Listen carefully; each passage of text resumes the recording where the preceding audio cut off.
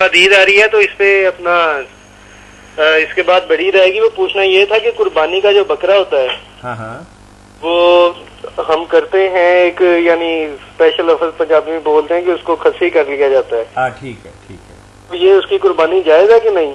جائز ہے، کھسی کی قربانی جائز ہے. اچھا جی.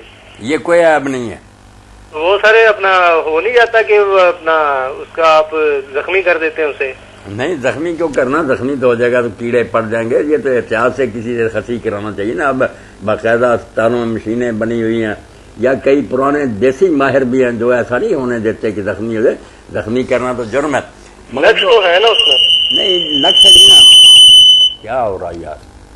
نقص نہیں، کھسی ہونا جانور کا خوبی ہے. آپ ذرا توجہ فرمائے. ایک ہے کہ آپ نے جانوروں کے گلے میں سانڈ رکھنا ہے، وہ کھسی نہیں ہونا چاہیے.